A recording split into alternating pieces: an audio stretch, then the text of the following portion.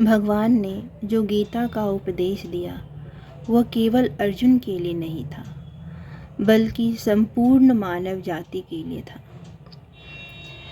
गीता में भगवान ने स्वयं कहा है कि वे सब आत्माओं के निस्वार्थ प्रेमी हैं। भगवान के श्रीमुख से प्रकट ये ज्ञान की गंगा उनके उसी निस्वार्थ प्रेम का प्रतीक है। ईश्वर प्रेम की ये गंगा इतनी मीठी है कि इसके कुछ बूंदें भी ग्रहण कर लो तो जीवन बदल जाता है। यह मेरा अनुभव है। तो आइए भगवान को, जगत गुरु गोविंद को हृदय से प्रणाम करते हुए श्रीमद् भागवत गीता के पहले अध्याय का पाठ आरंभ करते हैं। ओम नमो भगवते वासुदेवाय। ओम नमो भगवते देवराहाय। ओम नमः शिवाय।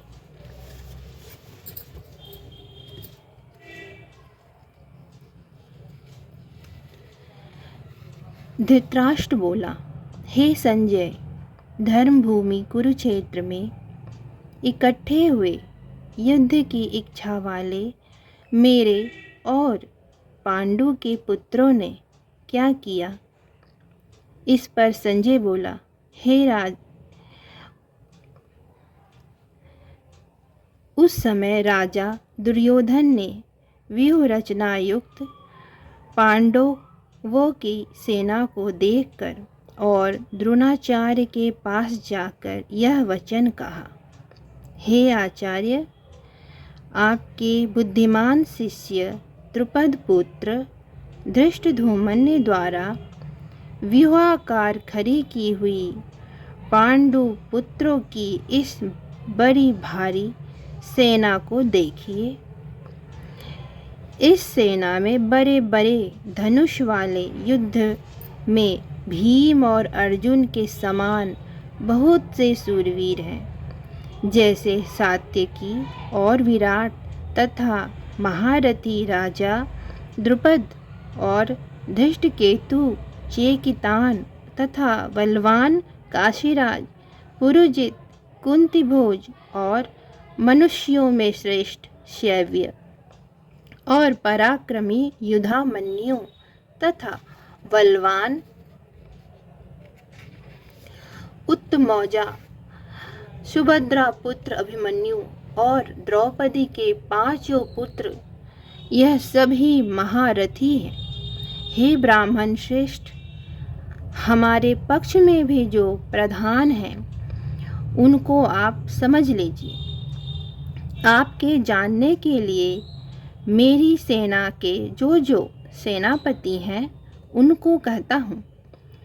एक तो स्वयं आप और पितामह भीष्म तथा कर्ण और संग्राम विजयी कृपाचार्य तथा वैसे ही अश्वत्थामा, विकर्ण और सोमदत्त का पुत्र भूरिश्रवा तथा और भी बहुत से शूरवीर अनेक प्रकार के अस्त्र शस्त्रों से युक्त, मेरे लिए जीवन की आशा को त्यागने वाले सब के सब युद्ध में चतुर हैं।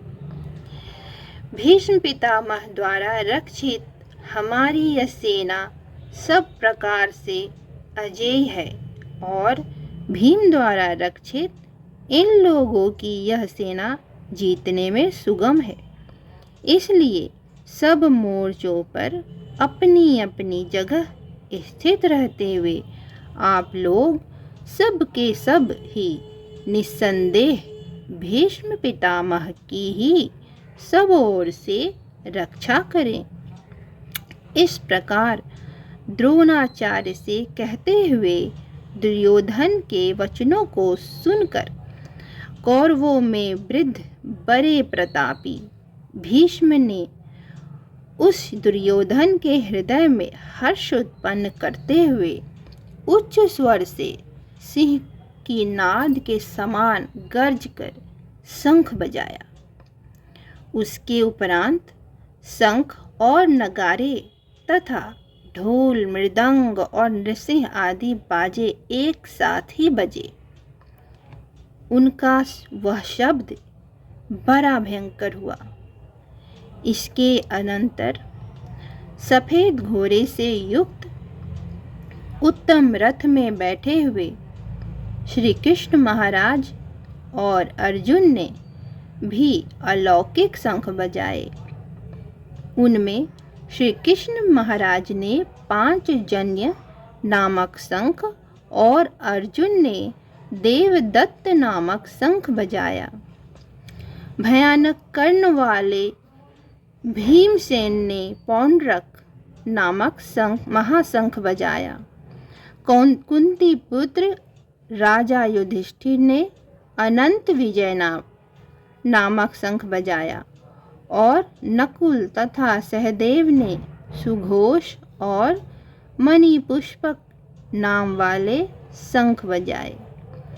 श्रेष्ठ धनुष वाले काशीराज और महारथी शिखंडी और धृष्टद्युम्न तथा राजा विराट और अजय सात्यकी तथा राजा द्रुपद और द्रौपदी के 5 पुत्रों और बड़ी बड़ी भुजा वाले सुभद्रा पुत्र अभिमन्यु, इन सब ने ही राजन अलग अलग शंख बजाए और उस भयानक शब्द ने आकाश और पृथ्वी को भी शब्दायमान करते हुए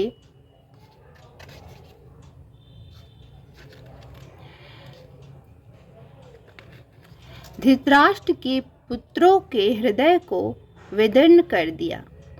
हे राजन, उसके उपरांत कपिध्वज अर्जुन ने खड़े हुए धृतराष्ट्र के पुत्रों को देखकर उस शस्त्र चलाने की तैयारी के समय धनुष उठाकर ऋषिकेश श्री भगवान कृष्ण महाराज से यह वचन कहा, हे अच्युत, मेरे रथ को दोनों सेनाओं के बीच में खड़ा करिए, जब तक मैं इन स्थित हुए युद्ध की कामना वालों को अच्छी प्रकार देख लूं कि इस युद्ध व्यापार में मुझे किन किन से साथ युद्ध करना योग्य है।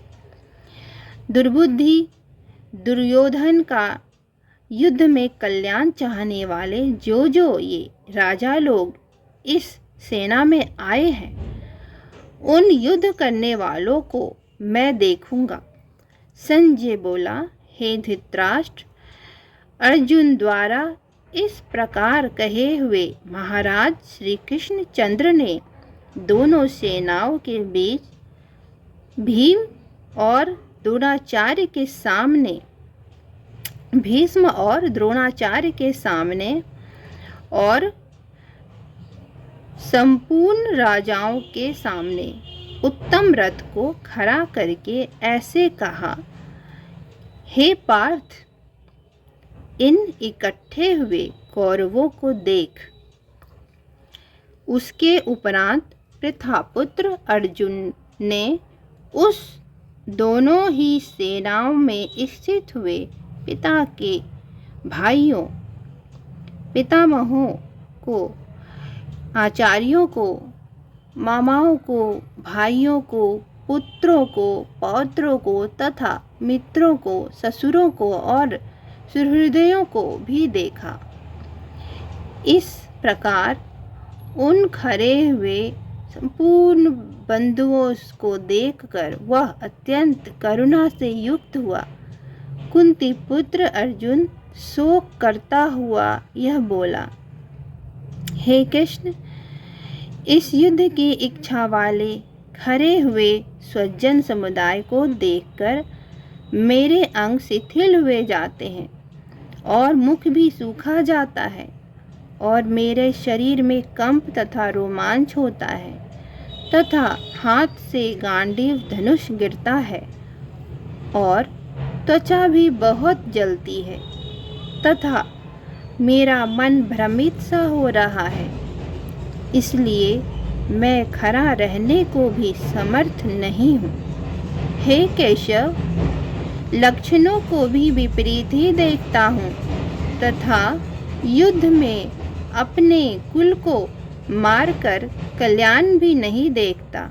हे कृष्ण, मैं विजय नहीं चाहता और राज्य तथा सुख को भी नहीं चाहता।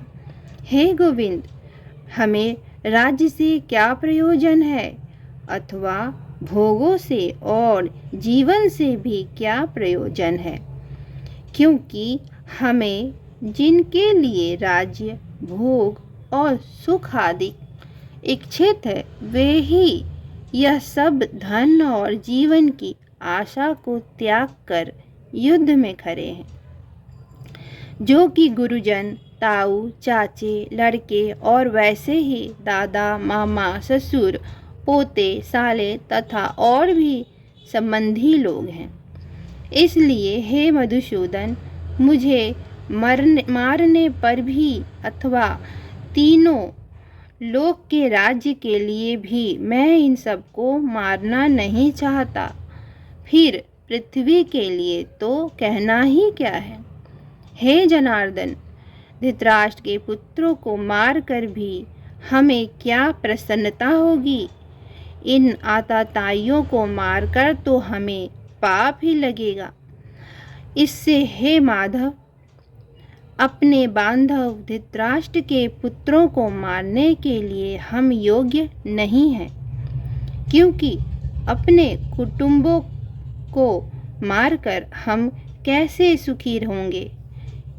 यद्यपि लोभ से भ्रष्ट चित्त हुए यह लोग कुल के नाशकृत दोष को और मित्रों के साथ विरोध करने में पाप को नहीं देखते हैं,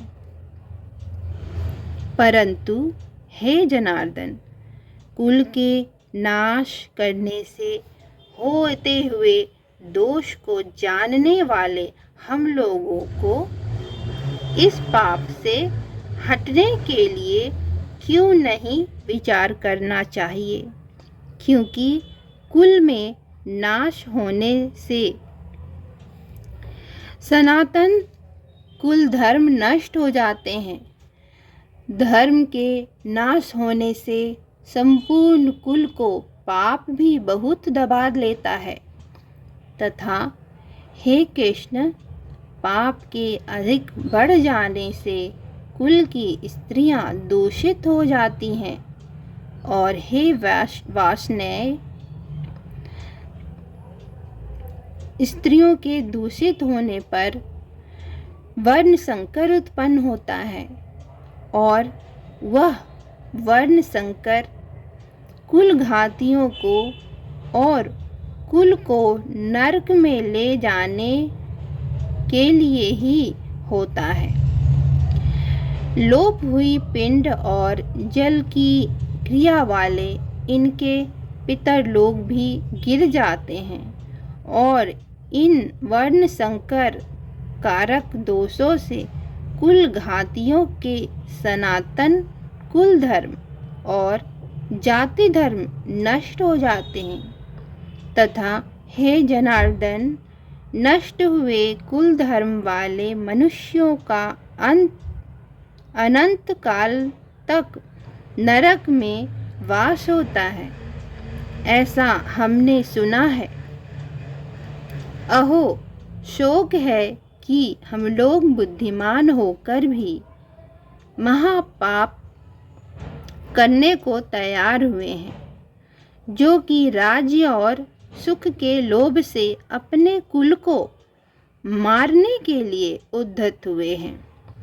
यद्यपि मुझ शस्त्र रहित न सामना करने वाले को शस्त्रधारी धृतराष्ट्र के पुत्र रण में मारे तो वह मारना भी मेरे लिए अति कल्याणकारक होगा।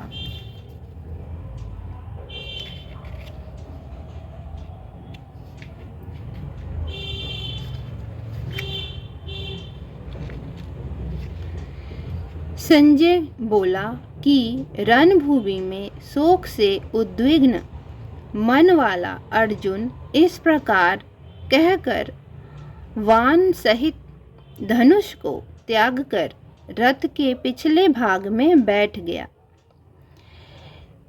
श्रीमद् भागवत गीता रूपी उपनिषद एवं महाविद्या तथा योग शास्त्र विषयक श्री कृष्ण और अर्जुन के संवाद में अर्जुन विषाद योग नामक पहला अध्याय संपूर्ण हुआ। ओम नमो भगवते वासुदेवाय। मिलेंगे अगले वीडियो में, जिसमें गीता के दूसरे अध्याय का पाठ आप सुन सकेंगे।